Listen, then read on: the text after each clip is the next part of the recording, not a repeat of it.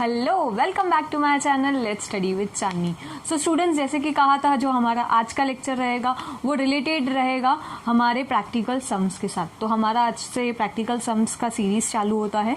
तो अब स्टूडेंट्स, पहले तो एक रिक्वेस्ट कि यहाँ पे मेरे लिए पॉसिबल नहीं है कि मैं सारे सम्स सॉल्व कर पाऊँ, मतलब जितने भी अनसॉल्व्ड सम्स हैं वो सारे सॉल्व कर पाऊँ, बट मैं ट्राई करूँगी मैं ऐसे सम्स लेके आऊँ जिसमें सबसे ज़्यादा एडजस्टमेंट्स वगैरह हो और वैरायटीज़ ऑफ एडजस्टमेंट्स उसी में ही कवर अप हो, और हमारा सम्स भी आइटम्स भी बहुत सारे जो डिफरेंट आइटम्स होते हैं वो भी हम लोग यहाँ पे ही सॉल्व कर ले। ओके, सो आज जो सम हम लोग सॉल्व करने वाले हैं वो है sum number 2, that is practical problem number 2, जो महाराष्ट्र टेक्स्ट बुक में लिखा हुआ है। तो मैं वहाँ से एक सम लेके आई हूँ आप लोगों के लिए। तो स्टार्ट करते हैं।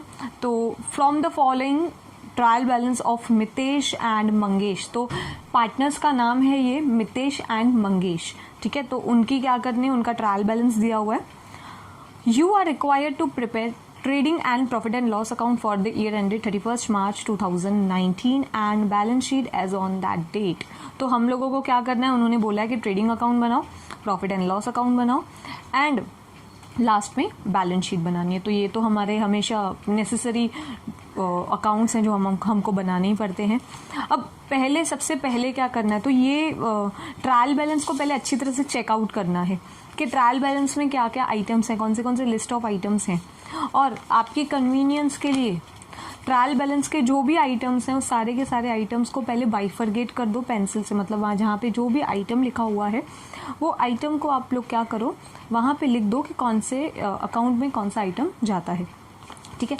जैसे ही ये हो जाएगा फिर आपका नेक्स्ट पार्ट आएगा आपके एडजस्टमेंट्स, मतलब जो एडिशनल इन्फॉर्मेशन ट्रायल बैलेंस के नीचे जो इन्फॉर्मेशन रहती है वो।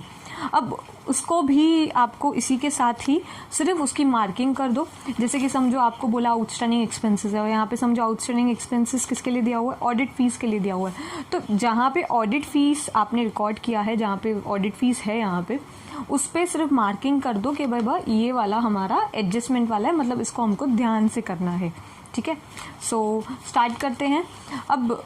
और यस, इससे पहले एक और चीज़, आप जब भी ये वीडियो देख रहे हो तो वीडियो देखने से आप लोगों को सिर्फ मुझे यही बोलना है कि आप लैंडस्केप मोड पे देखो, बिकॉज अगर आप पोर्ट्रेट मोड पे देखोगे, मतलब वर्टिकल मोड पे देखोगे, तो वर्टिकल मोड पे आपको अच्छी तरह से नहीं समझेगा। तो अगर आप लैंडस्केप मोड पे देखोगे तो लैंडस्केप मोड पे आपको पूरा अच्छी तरह से समझेगा।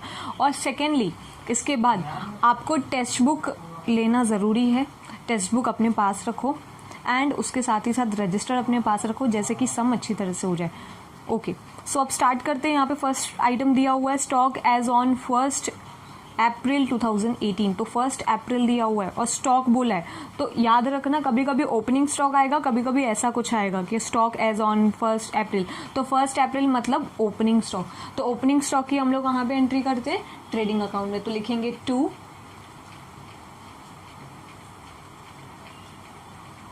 Opening stock. अब ओपनिंग स्टॉक कितना है, 25,000, डायरेक्टली मैं आउटर कॉलम में करूंगी। अब उसके बाद क्या है, बिल्डिंग्स। तो बिल्डिंग्स मेरा क्या होता है, बिल्डिंग्स मेरा होता है एसेट। तो मैं यहाँ पे रिकॉर्ड करूंगी बिल्डिंग्स,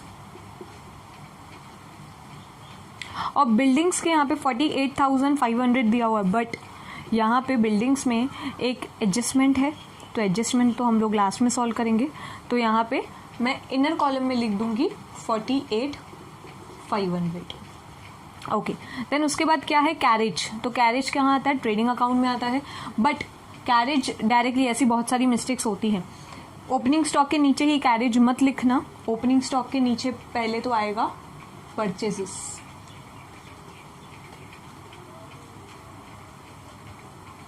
ओके, परचेजेस के बाद डेफिनेटली रिटर्न्स वगैरह आएगा, तो उसके लिए भी स्पेस छोड़ दो। एंड उसके बाद क्या लिखो, कैरेज। ओके, सो कैरेज में भी क्या है, कैरेज में भी हमारे पास है एडजस्टमेंट। तो एडजस्टमेंट है तो बट ऑफ इस कैरेज भी हम लोग कहाँ पे लिखेंगे, इनर कॉलम में लिखेंगे। तो कैरेज कितना दिया हुआ है, 1780। ओके, देन उसके बाद क्या है, फैक्ट्री इंश्योरेंस। तो फैक्ट्री इंश्योरेंस बट ऑब्वियस यहाँ पे ट्रेडिंग अकाउंट में जाएगा, बट एक लाइन छोड़ना मत भूलना, एक लाइन छोड़ के फिर उसके बाद आएगा फैक्ट्री इंश्योरेंस, एंड वो है 2700 का। ये मैंने आउटर कॉलम में इसलिए निकाला बिकॉज इसमें मुझे कोई भी एडजस्टमेंट नहीं है। अब उसके बाद क्या आता है मेरा पोस्टेज। तो पोस्टेज मेरा क्या है, मेरा प्रॉफिट एंड लॉस अकाउंट में आएगा, क्योंकि ये मेरा ऑफिस का खर्चा है। तो मैं डायरेक्टली यहाँ पे लिख देती हूँ। यहाँ पे कुछ ऐसा स्पेसिफिकेशन नहीं है कि यही कौन सा अकाउंट कौन सा आइटम आएगा, ऐसा कुछ स्पेसिफिकेशन नहीं। तो यहाँ पे आप कोई भी आइटम जो भी पहले आता है वो आप लिख सकते हो। तो पोस्टेज कितना दिया हुआ है 1600, मैं डायरेक्टली आउटर करती हूँ उसको 1600। देन उसके बाद आता है बिल्स रिसीवेबल्स। तो बिल्स रिसीवेबल्स मतलब मेरा कहाँ पे आएगा, असेट्स में। तो यहाँ पे मुझे एक लाइन छोड़नी थी बिकॉज यहाँ पे क्या है एडजस्टमेंट है, तो मैं यहाँ पे एक लाइन छोड़ के लिख देती हूँ यहाँ पे बिल्स रिसीवेबल, और ये है 13,700 का। तो ये मैं आउटर कॉलम में लिखती हूँ बिकॉज डेफिनेटली यहाँ पे मुझे कोई भी एडजस्टमेंट नहीं है। देन उसके बाद क्या है सन्ड्री डेटर्स।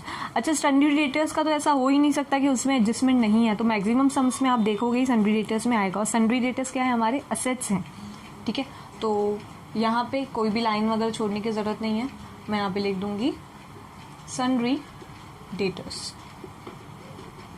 और सन्ड्री डेटर्स कितने हैं 50 to 200, वो मैंने इनर कॉलम में रखा है क्योंकि इसके ऊपर मुझे एडजस्टमेंट्स वगैरह रहती है, ठीक है।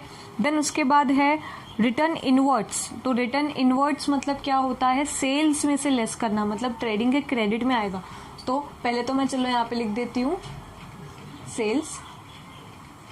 सेल्स में से लेस करना होता है हम लोगों को रिटर्न। अब रिटर्न कौन सा यहाँ पे रहता है, रिटर्न इनवर्ड, मतलब जो फिर से हमको रिटर्न हमको आ रहा है, इन आ रहा है, ठीक है। तो ये रहेगा 1600, ये भी इनर कॉलम में रख दूंगी। उसके बाद है परचेजेस। तो परचेजेस मेरा यहाँ पे आएगा, जो मैं ऑलरेडी लिख चुकी हूँ, सिर्फ मुझे अमाउंट लिखना है। तो मैं यहाँ पे लिख देती हूँ परचेजेस 68,900। ये भी इनर में इसलिए रखा है क्योंकि मैंने पूरा सम देखा था एंड मुझे सम में पता चला था कि इसके ऊपर रिटर्न्स भी हैं, ठीक है। तो पूरा सम चेक करके बाद में ही सॉल्व करना है। उसके बाद क्या है ऑडिट फीस। तो ऑडिट फीस ऑफिस का एक्सपेंस है, तो मैं यहाँ पे लिख दूंगी ऑडिट फीस।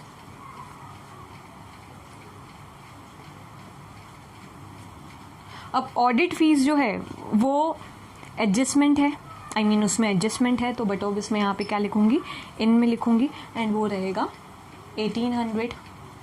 ओके। उसके बाद क्या है लूज टूल्स। तो लूज टूल्स ऐसा मत समझना प्रॉफिट एंड लॉस में आएगा, ऐसे डाउट्स आते हैं। तो लूज टूल्स क्या है, टूल्स समझ के रखो कि कुछ असेट जैसी चीज़ है, तो यहाँ पे आ जाएगा टूल्स। 2-3 लाइंस छोड़ दी थी मैंने, लूज टूल्स।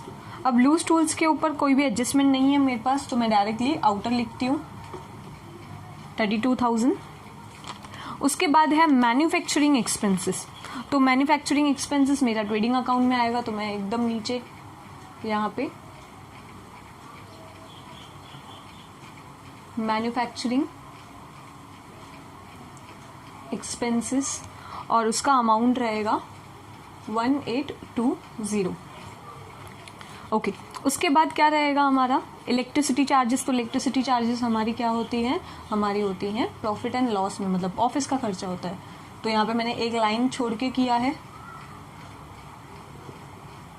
तो इलेक्ट्रिसिटी चार्जेस, और वो कितने इसके लिए हैं, तो 2600। इसमें कोई एडजस्टमेंट नहीं थी इसलिए मैंने आउटर कर दिया। उसके बाद मेरे पास आता है जर्नल एक्सपेंसेस। तो जर्नल एक्सपेंसेस बट ऑब्वियस मेरे यहाँ पे आएंगे प्रॉफिट एंड लॉस में, तो मैं यहाँ पे लिख देती हूँ जर्नल एक्सपेंसेस, एंड वो है 3400 का। उसके बाद है एक्सपोर्ट ड्यूटी। तो एक्सपोर्ट ड्यूटी भी यहाँ पे प्रॉफिट एंड लॉस में ही आता है।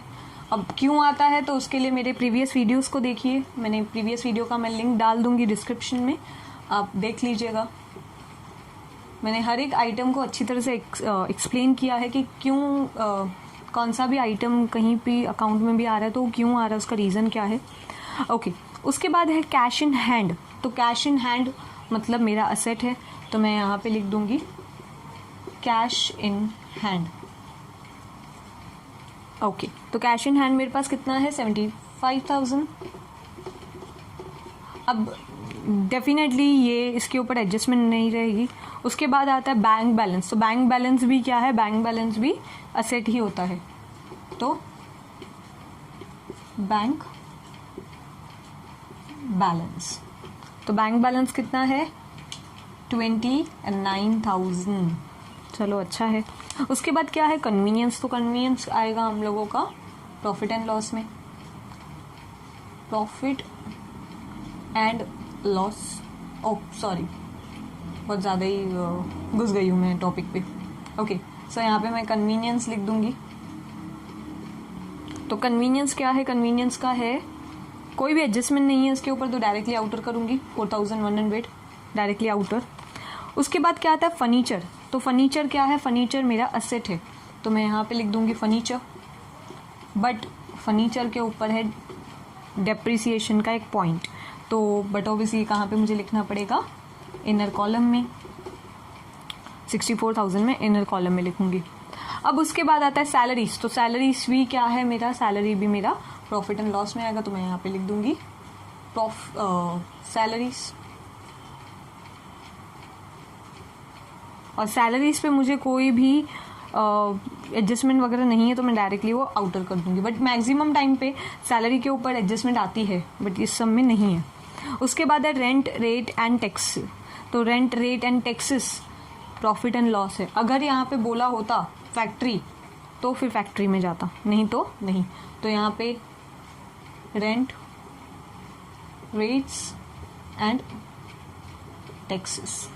अब वो क्या है 3,700, इसके ऊपर एडजस्टमेंट नहीं थी इसलिए उसका अमाउंट ये आ गया। उसके बाद आ रहा है हमारा ड्राइंग्स।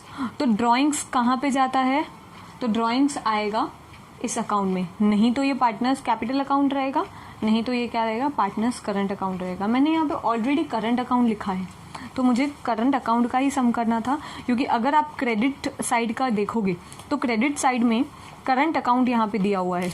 यहाँ पे देखिए, यहाँ पे क्या दिया हुआ है, करंट अकाउंट दिया हुआ है, तो मुझे इसलिए यहाँ पे करंट अकाउंट बनाना पड़ा था। तो मैं ड्राइंग्स तो यहाँ पे लिख देती हूँ, एटलीस्ट मैं ड्राइंग्स का तो काम कंप्लीट करूँगी। तो ड्राइंग्स याद रखना हमेशा आएगा डेबिट में। या एक और शॉर्टकट है, अगर आपका करंट अकाउंट या आपका कैपिटल अकाउंट कुछ भी बनाना है, अगर करंट बैलेंस या कैपिटल बैलेंस आएगा तो क्रेडिट में, C for capital, C for current and C for credit, and D for debit, D for drawings. ये याद करके रखो। तो यहाँ पे हम लोग क्या रखेंगे, हमारा ड्राइंग्स। आई होप ये वाला शॉर्टकट तो जल्दी समझेगा। अब यहाँ पे मितेश एंड मंगेश दिया हुआ है, ठीक है। तो यहाँ पे मैंने मितेश एंड मंगेश का यहाँ पे मैंने रुपीज़ लिखा है, बट उसके ऊपर मुझे जो भी पार्टनर्स रहेंगे उनका नाम लिखना ज़रूरी है। मैंने यहाँ पे नहीं लिखा था, बट लिखना बहुत बहुत बहुत ज़्यादा ज़रूरी है। पहले मितेश देन मंगेश। अब यहाँ पे ड्राइंग्स, तो ड्राइंग्स मितेश ने कितना लिया है 1,200 एंड मंगेश ने कितना लिया हुआ है 2,200। ओके, अब आते हैं हमारे क्रेडिट के साइड। अब क्रेडिट में यहाँ पे क्या दिया हुआ है, सन्ड्री क्रेडिटर्स। तो सन्ड्री क्रेडिटर्स लाइबिलिटी में आएगा, तो मैं यहाँ पे कुछ थोड़ा सा छोड़ देती हूँ, प्लेस वगैरह यहाँ पे पूरा स्पेस वगैरह छोड़ देती हूँ, बिकॉज यहाँ पे मुझे करंट अकाउंट लिखना है और मुझे कैपिटल अकाउंट लिखना है, तो बहुत सारी एंट्रीज करनी है, तो इसलिए मैं यहाँ पे लिखती हूँ। तो यहाँ पे मैं लिखूँगी सन्ड्री क्रेडिटर्स। अब सन्ड्री क्रेडिटर्स पे कोई मुझे एडजस्टमेंट नहीं है, तो मैं डायरेक्टली लगाऊंगी उसको आउटर कॉलम में 38,000। उसके बाद है सेल्स। तो सेल्स तो मेरा यहाँ पे आएगा, जहाँ पे मैंने ऑलरेडी सेल्स लिखा हुआ है, तो सेल्स का मैं अमाउंट डाल दूंगी यहाँ पे, ठीक है 175,000, ठीक है, डाल के मैं रख दूंगी। अब उसके बाद क्या आएगा मेरे पास यहाँ पे कैपिटल। अब यहाँ पे कैपिटल के लिए आपने तो एक अलग अकाउंट बनाते हो, नहीं तो आप उसी अकाउंट में भी कर सकते हो। कैसे, तो देखो ये तो करंट अकाउंट है, यहाँ पे तो कैपिटल की कोई नीड नहीं है, और हमको इस सम से तो ये पता चल गया कि ये फिक्स्ड कैपिटल मेथड वाला सम है। ठीक है। तो अगर कुछ कभी ऐसा हो जाता है तो जैसे कि मैंने पहले बताया था कि partners capital fixed capital account में जो कैपिटल रहता है, ठीक है, तो वो कैपिटल फिक्स रहता है, उसमें कोई भी एंट्रीज नहीं आती हैं, जितना उसका बैलेंस रहता है वो उतना ही बैलेंस रहता है, ठीक है। तो उसके लिए नया अकाउंट बनाने से अच्छा है जो हमारा लाइबिलिटी वाला सेक्शन है उसी में ही सब कुछ लिख दो। तो यहाँ पे मैं यहाँ क्या करती हूँ, मैं यहाँ पे पार्टनर्स कैपिटल का जो एक अकाउंट करके दोनों जो भी पार्टनर्स हैं that is Mitesh and Mangesh, दोनों का बैलेंस यहाँ पे डाल देती हूँ। अभी बैलेंस कितना है तो मितेश का है 1,50,000 एंड मंगेश का है 50,000। दोनों को मिलाऊंगी तो मेरा आएगा यहाँ पे 2 लाख। मैं आउटर करके रख देती हूँ।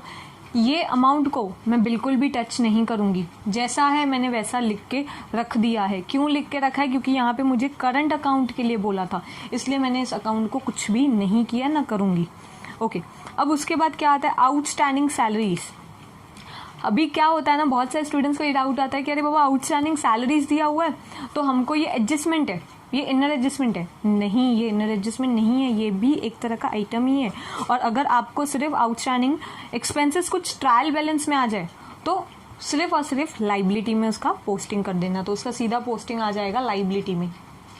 इसको इनर एडजस्टमेंट मत समझना, ऐसा नहीं इनर एडजस्टमेंट समझ के वो हमारा सैलरी में से लेस कर दो, ऐसा मत करना। तो आउटस्टैंडिंग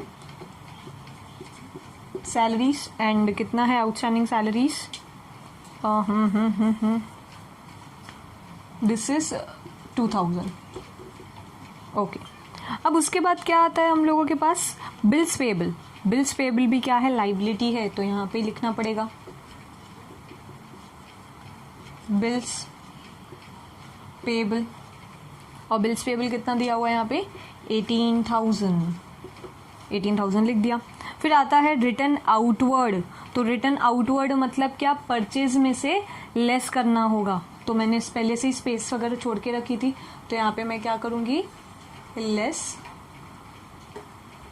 रिटर्न, ठीक है, रिटर्न आउटवर्ड या रिटर्न्स। अब रिटर्न आउटवर्ड का यहाँ पे कितना अमाउंट दिया हुआ है तो 18, ठीक है, उसको आउटर में बाद में कर लूंगी।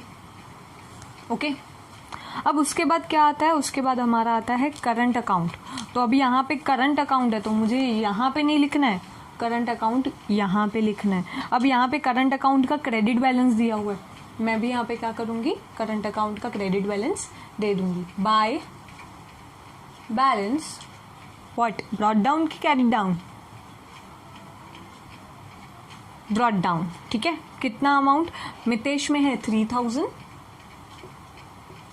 एंड मंगेश में है 2,000। ओके, तो ये तो मेरा ट्रायल बैलेंस में जो भी पोस्टिंग थी वो ट्रायल बैलेंस की पोस्टिंग सारी हो गई। अब उसके बाद मैं एडजस्टमेंट्स पे आऊंगी। अब एडजस्टमेंट में अगर आप फर्स्ट एडजस्टमेंट देखोगे तो वो सिर्फ और सिर्फ एडजस्टमेंट नहीं है, वो सिर्फ एक जर्नल इन्फॉर्मेशन है कि मंगेश एंड मितेश, मतलब मितेश एंड मंगेश जो हैं वो लोग प्रॉफिट या लॉस जो भी है वो उनका शेयरिंग रेशो रहेगा 3:2। तो वो एकदम लास्ट में काम आने वाला है, जब भी हमारा प्रॉफिट वगैरह निकल जाएगा, तब तक के लिए हम लोग उसको कुछ नहीं करेंगे। उसके बाद देखो क्या लिखा हुआ, partners to get commission at the rate 1%। तो 1% क्या मिल रहा है, पार्टनर को कमीशन मिलेगा ऑन ग्रॉस प्रॉफिट। तो ये भी बाद में होगा क्योंकि ग्रॉस प्रॉफिट अभी तक निकला नहीं है हम लोगों का। उसके बाद दिया हुआ है इंटरेस्ट, मैंने मतलब कंबाइन की है, जो भी एडजस्टमेंट से मैंने कंबाइन की है। तो उसके बाद interest on capital eight the rate 2.5%। Interest on capital, तो ये जो है ये कैपिटल यही है, तो इसके ऊपर मुझे क्या निकालना पड़ेगा, इंटरेस्ट निकालना पड़ेगा, ठीक है। अब मैंने जैसे कि बोला कि अरे बाबा इसको तो कुछ भी नहीं करना है, इसको तो हाथ नहीं लगाना है, तो इसको हम लोग टच नहीं कर रहे हैं, हम लोग इसका सिर्फ इंटरेस्ट निकाल रहे हैं, हम लोग इसमें से कुछ डिडक्शन नहीं कर रहे हैं। तो हम लोग क्या करेंगे, इन दोनों का मतलब 1,50,000 एंड 50,000 का 2.5% निकालेंगे एंड 2.5% निकाल के यहाँ पे लिख देंगे, ठीक है। यहाँ पे क्या कर देंगे, उसको लिख देंगे और लिख देंगे bye interest on capital. Okay, अब उसके बाद हमारा क्या आता है, तो उसके बाद हमारा आता है closing stock is valued at 23,700। Very important adjustment, closing stock नहीं दिया होगा तो सम कैसे कंप्लीट होगा, तो क्लोजिंग स्टॉक है, तो क्लोजिंग स्टॉक का एक इफेक्ट हम लोगों ने देखा था हमारा यहाँ पे आएगा असेट में, तो मैं यहाँ पे लिख देती हूँ क्लोजिंग स्टॉक, एंड कुछ भी एडजस्टमेंट नहीं है क्लोजिंग स्टॉक के ऊपर, तो मैं डायरेक्टली डाल दूंगी 23,700 आउटर कॉलम में। अब ये तो उसका एक इफेक्ट हो गया, क्योंकि एडजस्टमेंट के तो 2 इफेक्ट रहते हैं, तो उसका ये एक इफेक्ट हो गया, इसका दूसरा इफेक्ट भी तो मुझे देना पड़ेगा, तो उसका दूसरा इफेक्ट मैं क्या करूँगी, यहाँ पे दे दूंगी ट्रेडिंग अकाउंट में और लिख दूंगी बाय क्लोजिंग स्टॉक, ठीक है, और वो भी लिख दूंगी 23,700। अब मैंने ये एडजस्टमेंट तो मेरी हो गई, जैसे कोई भी एडजस्टमेंट पूरी अच्छी तरह से हो जाती है उसको टिक कर दो कि ये मेरा काम हो गया। मैंने यहाँ पे इंटरेस्ट ऑन कैपिटल लिखा, मैंने एक ही एडजस्टमेंट की है, अभी तक इसका दूसरा इफेक्ट मैंने नहीं डाला, ये एक ही इफेक्ट डाल के मैंने रख दिया है, क्योंकि मुझे ये कैलकुलेशंस वगैरह करनी है, ठीक है। तो कैलकुलेशंस का पार्ट मैं लास्ट में बताऊंगी कि कैलकुलेट कैसे करना है। तो इंटरेस्ट ऑन कैपिटल हम लोगों ने यहाँ पे लिखा, इसका सेकेंड इफेक्ट यहाँ पे आएगा प्रॉफिट एंड लॉस में, क्योंकि ये भी क्या है, बिजनेस को पे करना पड़ रहा है ना, तो बिजनेस का एक्सपेंस है, तो इंटरेस्ट ऑन कैपिटल, ठीक है। तो इंटरेस्ट ऑन कैपिटल अगर दोनों का अलग अलग बट ऑब्वियस अमाउंट आएगा, बट अलग अलग करके आएगा तो एक ही, तो यहाँ पे हम लोग एक ही करके अमाउंट डाल देंगे। चाहे तो आप दोनों को अलग अलग करके इनर करके बाद में आउटर कर सकते हो, चाहे तो डायरेक्टली आउटर भी कर सकते हो, मेरे मानो तो डायरेक्टली आउटर कर दो। उसके बाद क्या आता है, goods of ₹900 taken by Mangesh for personal use. तो मंगेश क्या कर रहा है, गुड्स ले रहा है बिजनेस में से, ठीक है, और मंगेश गुड्स पर्सनल यूज के लिए ले रहा है, मतलब क्या कर रहा है, मतलब इन शॉर्ट ड्राइंग्स वगैरह कर रहा है, ठीक है। तो इसका फर्स्ट इफेक्ट यहाँ पे आएगा, तो मैं यहाँ पे ड्राइंग्स नहीं लिख के मैं यहाँ पे लिख देती हूँ goods withdrawn for personal use, ठीक है। और ये दोनों में मैं नहीं दूंगी, देखो उसने क्या बोला है, सिर्फ मंगेश ले रहा है, तो भाई मितेश क्यों भुगतेगा, तो मितेश के इसमें कुछ भी नहीं आएगा, और मंगेश में जितने भी गुड्स उसने लिए तो कितने के लिए हैं, 900 के, तो 900 के यहाँ पे मैं गुड्स की एंट्री कर दूंगी। अब ये तो रहा उसका एक इफेक्ट, उसका दूसरा इफेक्ट कहाँ पे आएगा, तो उसका दूसरा इफेक्ट आएगा ट्रेडिंग अकाउंट में, ठीक है। तो ट्रेडिंग अकाउंट में मैं क्या कर दूंगी, लिख दूंगी by goods withdrawn by Mangesh for personal use, तो वो लिख देना पूरा अच्छी तरह से फ्रेम करके, और कितना 900, तो डायरेक्टली आउटर कॉलम में लगा दूंगी 900। उसके बाद क्या दिया हुआ, आउटस्टैंडिंग एक्सपेंसेस। तो आउटस्टैंडिंग एक्सपेंसेस के 2 इफेक्ट आते हैं। आउटस्टैंडिंग एक्सपेंसेस मतलब क्या, कि आपको और पे करना है, ठीक है, तो आपको और पे करना है, तो आप क्या करोगे, कौन से पहले आउटस्टैंडिंग एक्सपेंसेस, तो यहाँ पे ऑडिट फीस दिया हुआ है, तो ऑडिट फीस में क्या कर दोगे, ऐड कर दोगे, क्यों, क्योंकि बताया था कि प्रॉफिट एंड लॉस में क्या हो जाता है, वो ऐड हो जाता है एक्सपेंस, तो ऑडिट फीस यहाँ पे लिखोगे आउटस्टैंडिंग, ठीक है। ऑडिट फीस कितनी दी हुई है, 400, ठीक है, तो हम लोग वो बाद में आउटर करेंगे, सब एक साथ सब करेंगे। उसके बाद उसी में ही दिया हुआ कैरेज भी आउटस्टैंडिंग है, तो कैरेज तो हमारा यहाँ पे था इनर कॉलम में, तो यहाँ पे भी कर देंगे प्लस ऐड, मतलब आउटस्टैंडिंग, और कितना दिया हुआ है आउटस्टैंडिंग, 600, ओके। अब उसके बाद हमारे पास क्या आता है, ये भी हमारी, अच्छा हमारा ये एक ही इफेक्ट हुआ है, इसका दूसरा इफेक्ट भी देना पड़ेगा, तो इसका दूसरा इफेक्ट कहाँ पे आएगा, तो लाइबिलिटी सेक्शन में आएगा, बैलेंस शीट के लाइबिलिटी सेक्शन में, तो मैं इसका दूसरा इफेक्ट डाल देती हूँ और लिख देती हूँ आउटस्टैंडिंग एक्सपेंसेस। अब आउटस्टैंडिंग एक्सपेंसेस में मैं यहाँ पे लिख देती हूँ ऑडिट फीस एंड कैरेज, और कितना है मेरा अमाउंट, 400 एंड 600 में, ठीक है, 1000 होगा, बट हम लोग ये क्या करेंगे, सारे के सारे आउटर एक साथ बाद में करेंगे। अब उसके बाद क्या आता है हम लोगों का, आता है बिल्डिंग इज वैल्यूड एट 46,500। इसमें बहुत ज़्यादा कन्फ्यूजन होगा। उन्होंने क्या बोला है, बिल्डिंग की वैल्यू अभी हो जाती है, ठीक है, कितनी हो जाती है, 46,500। बिल्डिंग की पहले वैल्यू कितनी थी, तो हम लोगों ने यहाँ पे कितना देखा है, 48,500 थी। अभी कितनी हो रही है, 46,500। तो पता है क्या करते हैं स्टूडेंट्स, यहाँ पे माइनस कर देते हैं 46,500।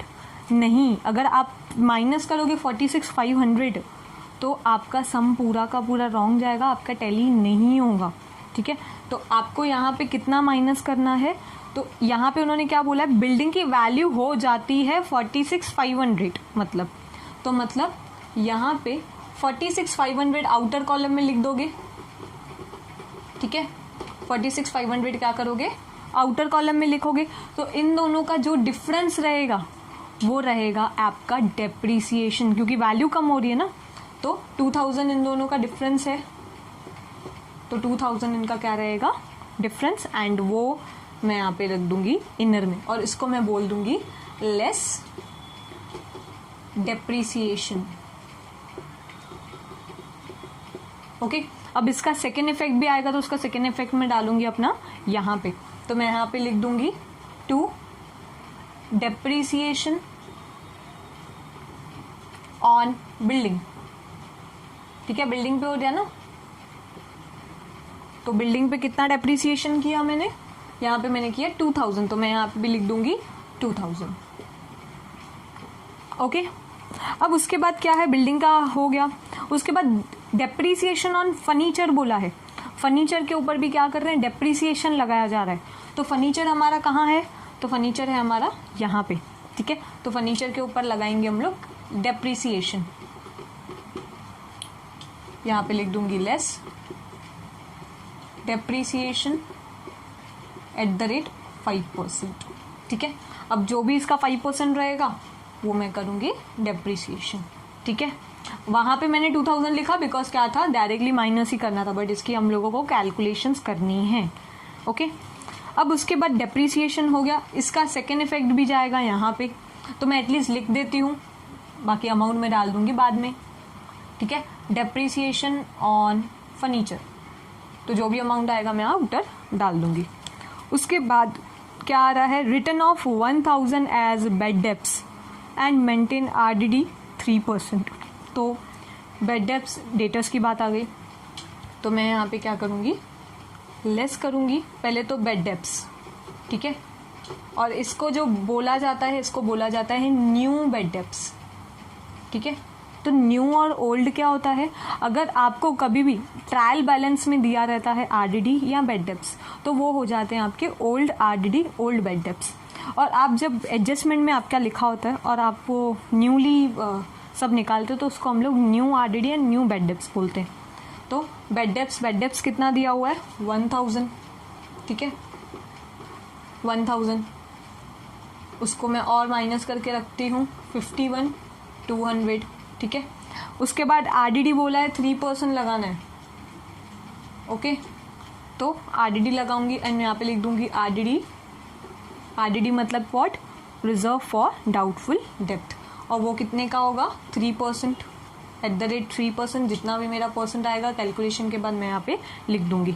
और यही इन दोनों के इफेक्ट मुझे कहाँ पे डालने पड़ेंगे, प्रॉफिट एंड लॉस में। तो प्रॉफिट एंड लॉस में लिख दूंगी मैं 2 RDD एंड 2 बेड डेप्स, ठीक है। तो बेड डेप्स तो मेरे 1000 है, डायरेक्टली पता है। RDD मेरा जो भी होगा मैं अमाउंट यहाँ पे लिख दूंगी, ठीक है। तो अब यहाँ पे तो मेरा सब ऑलमोस्ट सारे की सारी चीज़ें हो गई, बट कमीशन अब तक बाकी है, ठीक है। तो कमीशन बाकी है, तो कमीशन के बारे में लिखना है। तो मैं सिर्फ क्या कर देती हूँ, मैं कमीशन के बारे में यहाँ पे लिख देती हूँ। कैलकुलेशन तो हम लोग वैसे भी बाद में करेंगे। तो यहाँ पे लिख देती हूँ टू कमीशन, स्पेस थोड़ी सी कम है, ठीक है। तो कमीशन मुझे क्या करना है, दोनों मेरे जो भी पार्टनर्स हैं उनमें कमीशन बांटनी है, ठीक है। और उसके लिए मुझे यहाँ पे चाहिए होगा ग्रॉस प्रॉफिट मेरा, ठीक है। तो मैं यहाँ पे तो डायरेक्टली अमाउंट लिख दूंगी, आप लोग क्या करना, उसको बाइफरगेट करना, मतलब कमीशन टू कमीशन जो लिखा हुआ है तो कमीशन में मितेश एंड मंगेश करके लिखना है, यहाँ पे बाइफरगेट करना। अब ये तो कमीशन का एक यहाँ पे आ गया। यहाँ पे डेबिट में क्यों डाला, क्योंकि कमीशन बिजनेस के लिए क्या है, बिजनेस के लिए वो एक्सपेंस है। और उसका जो दूसरा इफेक्ट होगा कमीशन का वो कहाँ पे आएगा, तो वो आएगा यहाँ पे, ठीक है। यहाँ पे क्यों आ रहा है, बाय में क्यों आ रहा है, तो भाई पार्टनर्स के लिए तो इनकम है ना वो, और ये तो पार्टनर्स का यहाँ करंट अकाउंट है, यहाँ पार्टनर्स का ही है ना कुछ, तो यहाँ पे मैं लिख दूंगी कमीशन, और यहाँ पे जितनी भी कमीशन होगी दोनों को मैं कमीशन उतनी दे दूंगी, ठीक है। अब ये तो मेरा पूरा काम यहाँ पे तो ख़त्म हुआ। बाकी क्या रहेगा, इंटरेस्ट तो मैंने दे दिया, क्लोजिंग स्टॉक भी हो गया, गुड्स जो ड्राइंग्स वगैरह थे वो भी हो गया, आउटस्टैंडिंग एक्सपेंसेस भी हो गए, डेप्रीसिएशन का पार्ट भी हो गया, and RDD and bed debts का भी हो गया। बाकी बचेगा मेरा लास्ट प्रॉफिट एंड लॉस 3:1 वाला, ठीक है। तो वो तो मैं बाद में करूँगी, बट इसके पहले मेरा यहाँ तक कंप्लीट हो गया। अब इसके बाद मैं क्या करूँगी, इसके बाद मैं अपनी कैलकुलेशंस के ऊपर ध्यान दूंगी, ठीक है। तो मुझे क्या करने हैं, अभी कैलकुलेशंस करनी है। अगर आप देखोगे कहाँ कहाँ मुझे कैलकुलेशंस करनी है, एक मेरा परचेज में, एक कैरेज में करनी है, एक यहाँ पे, सारे के सारे पहले तो देखना है कि इनर कॉलम आउटर में जा रहे हैं कि नहीं, ठीक है। तो क्या देखना है, इनर कॉलम आउटर में जा रहे हैं कि नहीं, ठीक है। तो आउटर में करते हैं सारे, हम लोग क्या करते हैं, ये कैलकुलेशंस का पार्ट करते हैं। तो कैलकुलेशंस में स्टूडेंट मेरे पास अभी ज़्यादा स्पेस नहीं है, तो मैं क्या करती हूँ, यहाँ पे मुझे स्पेस है तो मैं यहाँ पे ही करती हूँ। आप लोग एक अलग से पेज ले लेना जिस पे आप कैलकुलेशंस वगैरह कर पाओ, ठीक है। और अगर आपको वो कैलकुलेशंस अच्छी तरह से विजिबल करनी है तो एक वर्किंग नोट बना देना, वर्किंग नोट में सारी चीज़ें जो भी कैलकुलेशंस है वो लिख लेना। कैलकुलेशंस बहुत ईजी हैं, बट तुम लोगों को अभी से ही प्रैक्टिस करनी पड़ेगी कि आप लोग कैल्सी ना यूज़ करो, ठीक है। कोई भी यूज़ करे, आप लोगों को कैल्सी नहीं यूज़ करना है, क्योंकि तुम लोगों को कैल्सी अभी अलाउड नहीं है, वो नेक्स्ट ईयर आपको अलाउड होगा, ठीक है। मतलब F5 में अलाउड होगा, बट अभी अलाउड नहीं है, ठीक है। तो अभी पहले तो मैंने देखो लिख लिया है सब कुछ। अब पहले तो डेप्रीसिएशन की बात आती है, तो डेप्रीसिएशन ऑन फर्नीचर थी, ठीक है। तो मैं यहाँ पे लिख देती हूँ डेप्रीसिएशन, कितना अमाउंट था डेप्रीसिएशन का, 64,000, तो 64,000 मेरा अमाउंट था, ओके। उसमें कितना परसेंट बोला था, तो 5% का डेप्रीसिएशन बोला था, तो मैं क्या करूँगी, इंटू 5/100, ठीक है। 20 कट, इसकी कैलकुलेशंस करूँगी एंड मेरा आंसर आ जाएगा 3,200, ठीक है। ये हाफ हो जाएगा, मतलब इतना याद रखो 5% है, मतलब 6,640 का हाफ कर दो, ठीक है। 64,000 का हाफ कर दो तो वो हो जाएगा हमारा आंसर, ठीक है। तो मैंने वो यहाँ पे लिख दिया है 3,200। इसका ही सेकेंड इफेक्ट, यहाँ पे भी अमाउंट था तो मैंने यहाँ पे भी अमाउंट वो डाल दिया है, ओके। अब ये तो डेप्रीसिएशन की बात रही। अब डेप्रीसिएशन के बाद हम लोगों को इंटरेस्ट ऑन कैपिटल निकालना था, तो इंटरेस्ट ऑन कैपिटल, और कितना है इंटरेस्ट ऑन कैपिटल, तो इंटरेस्ट कैपिटल कितना है, तो कैपिटल मितेश का, पहले तो मितेश का लेना है 1,50,000, ठीक है। मंगेश का कितना था 50,000, ओके। तो दोनों के इसमें देखेंगे, और कमीशन हमको कितनी दी हुई थी, तो कमीशन हम लोगों को 2.5 दिया हुआ था, राइट। कितना दिया हुआ था 2.5, तो 2.5%, 2.5/100 इंटू 2.5/100, ठीक है। 20 कट, यहाँ पे भी 20 कट। फिर पहले तो क्या करो, 2.5 से इसको इंटू मत करो, 25 से उसको इंटू करो, ठीक है।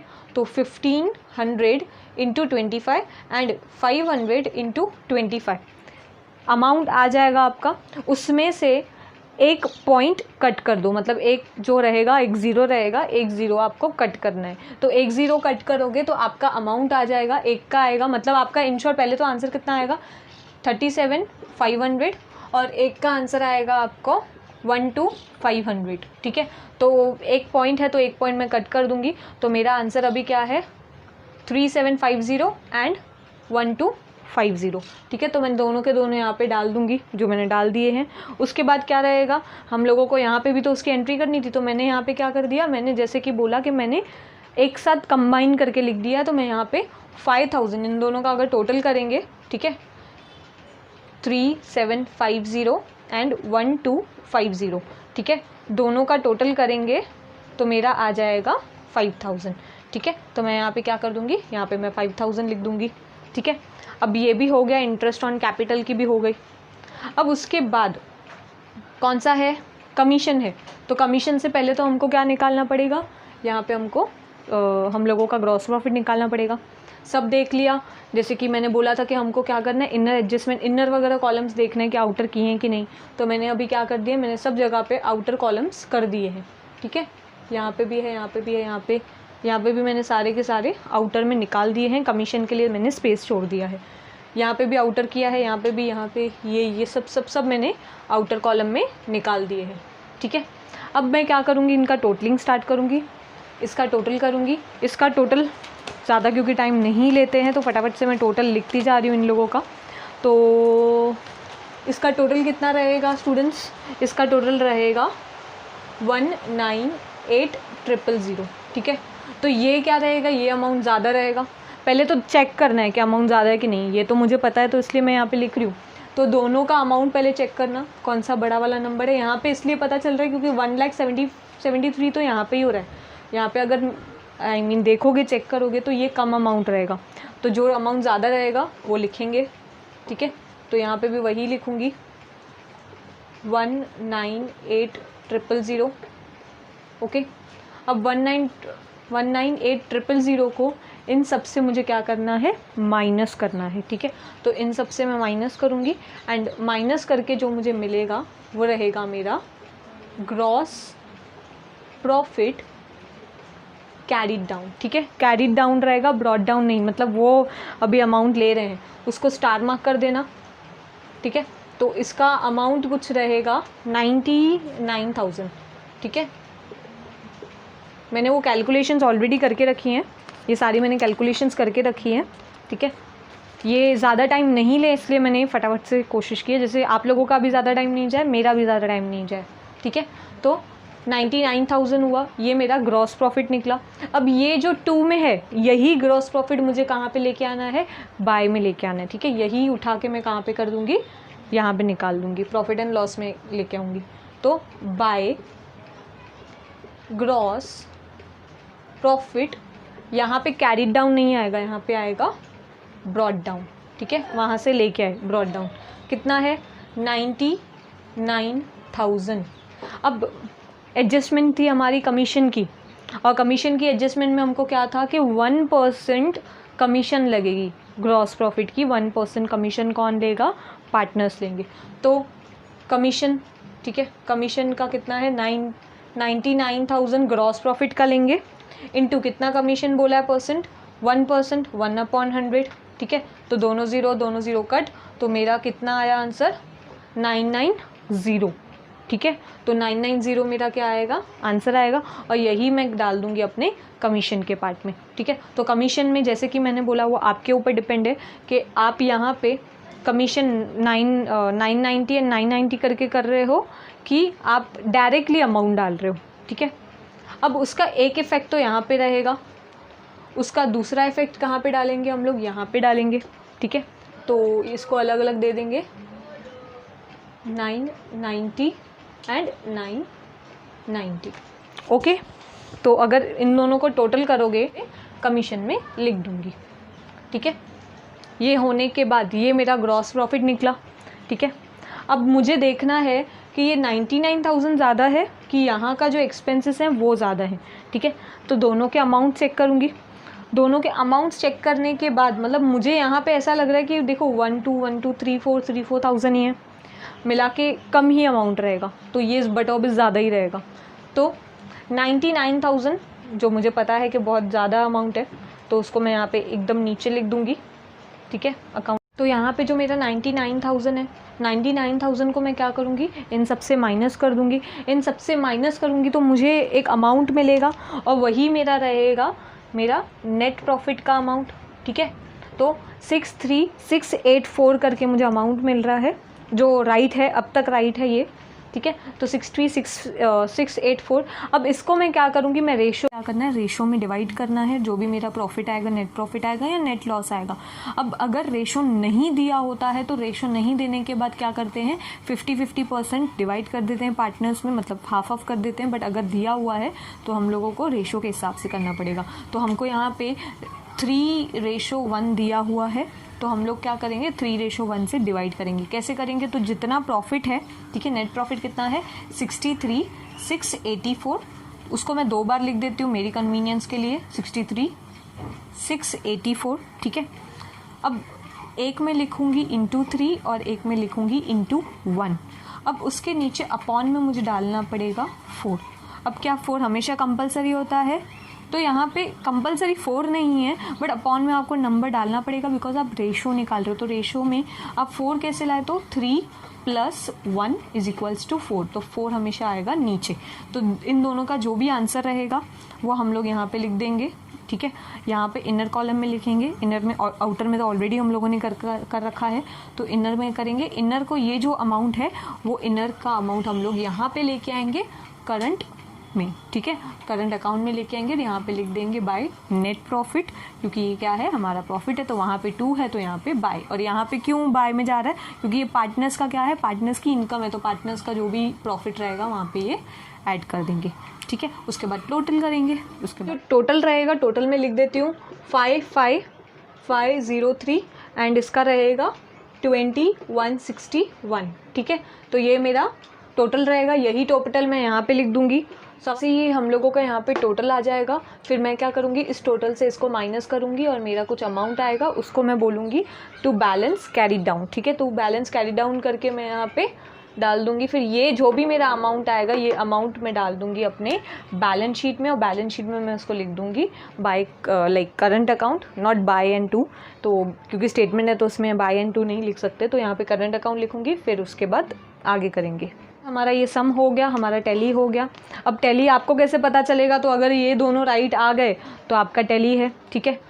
आपके बुक वगैरह में भी आपको पूरा लिखा हुआ है कि अमाउंट्स क्या हैं। तो मेरे सारे के सारे, मतलब ये ग्रॉस प्रॉफिट, मेरा नेट प्रॉफिट एंड मेरा दिस पार्टनर्स कैपिटल तो नहीं आता है, बट मेरा डायरेक्टली टैली का अमाउंट, तीनों के तीनों मैच हो रहे हैं, मतलब मेरा पूरा का पूरा सम राइट है। तो मुझे 12 मार्क्स मिल जाएंगे इस सम में, ठीक है। अब इसी के साथ आज के लिए इतना ही। अब नेक्स्ट लेक्चर में आते हैं दूसरी एडजस्टमेंट्स के साथ, नॉट दूसरी बट कॉमन और भी एडजस्टमेंट्स के साथ, और थोड़े और ट्रिकी सम्स करते हैं। अगर स्टूडेंट्स आपको लगता है कि और आपको कुछ सम ऐसा चाहिए जो आपसे सॉल्व नहीं हो रहा है, तो प्लीज़ कमेंट करो, कमेंट करके मुझे बोलो, तो मैं उसी सम के ऊपर अभी नेक्स्ट प्रिपेयर करूँगी, ठीक है। और तब तक के लिए आपको तो पता है लास्ट की लाइन मेरी क्या होती है, तो लाइक करो, कमेंट करो, शेयर करो एंड सब्सक्राइब करो। सपोर्ट करो मुझे भाई, बहुत मेहनत लगती है, सच में बहुत मेहनत लगती है। इवन फैमिली मेम्बर्स को भी इंक्लूड करना पड़ रहा है, बट मेरे फैमिली मेम्बर्स भी मुझे बहुत सपोर्ट कर रहे हैं इन सब चीज़ों में, तो सब आपके लिए ही है। तो प्लीज़ शेयर करो फ्रेंड्स के साथ, उनको भी बोलो सब्सक्राइब करने के लिए, और नॉलेज और फैलाते रहो। और अगर लग रहा है कि और भी कुछ सम्स करने हैं तो मुझे बोलो, तो मैं लेके आऊँगी वो सम्स। तब तक के लिए good bye, have a nice day.